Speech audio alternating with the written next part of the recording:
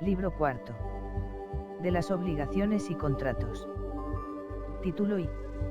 De las obligaciones. Capítulo I. Disposiciones generales. Artículo 1088. Toda obligación consiste en dar, hacer o no hacer alguna cosa. Artículo 1089. Las obligaciones nacen de la ley, de los contratos y cuasicontratos, y de los actos y omisiones ilícitos o en que intervenga cualquier género de culpa o negligencia. Artículo 1090. Las obligaciones derivadas de la ley no se presumen. Solo son exigibles las expresamente determinadas en este código o en leyes especiales, y se regirán por los preceptos de la ley que las hubiere establecido, y, en lo que ésta no hubiere previsto, por las disposiciones del presente libro. Artículo 1091. Las obligaciones que nacen de los contratos tienen fuerza de ley entre las partes contratantes, y deben cumplirse a tenor de los mismos. Artículo 1092. Las obligaciones civiles que nazcan de los delitos o faltas se regirán por las disposiciones del Código Penal. Artículo 1093.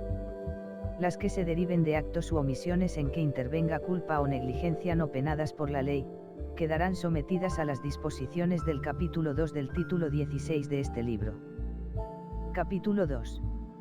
De la naturaleza y efecto de las obligaciones. Artículo 1094. El obligado a dar alguna cosa lo está también a conservarla con la diligencia propia de un buen padre de familia. Artículo 1095.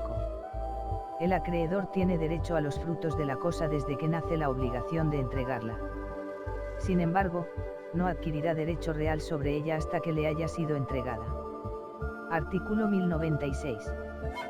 Cuando lo que deba entregarse sea una cosa determinada, el acreedor, independientemente del derecho que le otorga el artículo 1101, puede compeler al deudor a que realice la entrega. Si la cosa fuere indeterminada o genérica, podrá pedir que se cumpla la obligación a expensas del deudor. Si el obligado se constituye en mora, o se haya comprometido a entregar una misma cosa a dos o más personas diversas, serán de su cuenta los casos fortuitos hasta que se realice la entrega.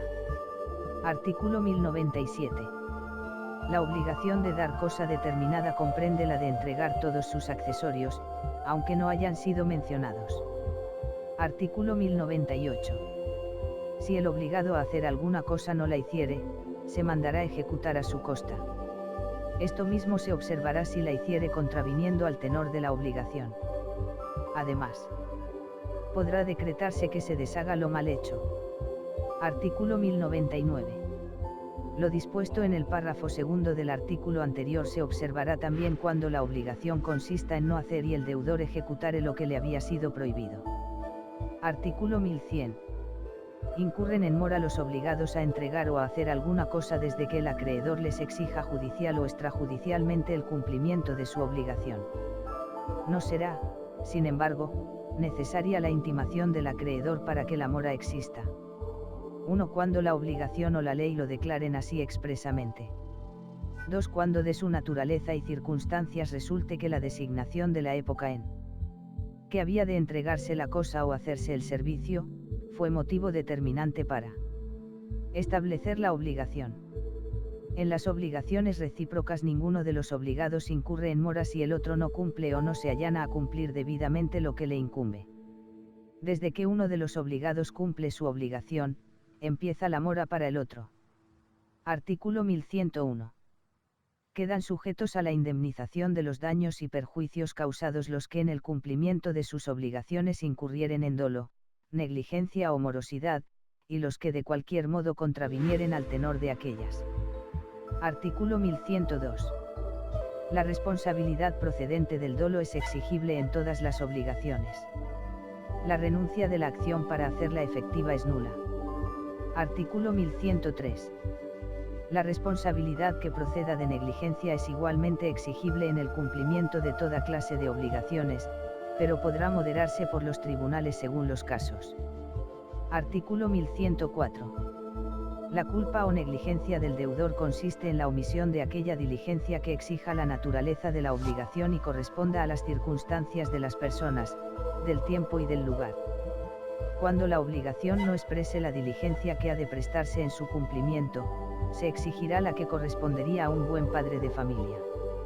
Artículo 1105. Fuera de los casos expresamente mencionados en la ley, y de los en que así lo declare la obligación, nadie responderá de aquellos sucesos que no hubieran podido preverse, o que, previstos, fueran inevitables.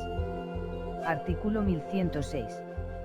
La indemnización de daños y perjuicios comprende, no solo el valor de la pérdida que hayan sufrido, sino también el de la ganancia que haya dejado de obtener el acreedor, salvas las disposiciones contenidas en los artículos siguientes. Artículo 1107. Los daños y perjuicios de que responde el deudor de buena fe son los previstos o que se hayan podido prever al tiempo de constituirse la obligación y que sean consecuencia necesaria de su falta de cumplimiento.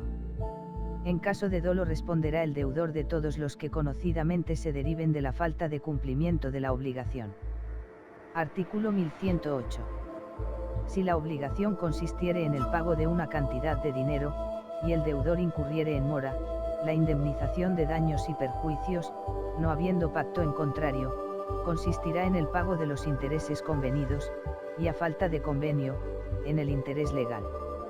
Artículo 1109. Los intereses vencidos devengan el interés legal desde que son judicialmente reclamados, aunque la obligación haya guardado silencio sobre este punto. En los negocios comerciales se estará a lo que dispone el Código de Comercio. Los montes de piedad y cajas de ahorro se regirán por sus reglamentos especiales. Artículo 1110. El recibo del capital por el acreedor, sin reserva alguna respecto a los intereses, extingue la obligación del deudor en cuanto a estos. El recibo del último plazo de un débito, cuando el acreedor tampoco hiciere reservas, extinguirá la obligación en cuanto a los plazos anteriores. Artículo 1111. Los acreedores, después de haber perseguido los bienes de que esté en posesión el deudor para realizar cuanto se les debe, pueden ejercitar todos los derechos y acciones de éste con el mismo fin, exceptuando los que sean inherentes a su persona, pueden también impugnar los actos que el deudor haya realizado en fraude de su derecho. Artículo 1112. Todos los derechos adquiridos en virtud de una obligación son transmisibles con sujeción a las leyes, si no se hubiese pactado lo contrario.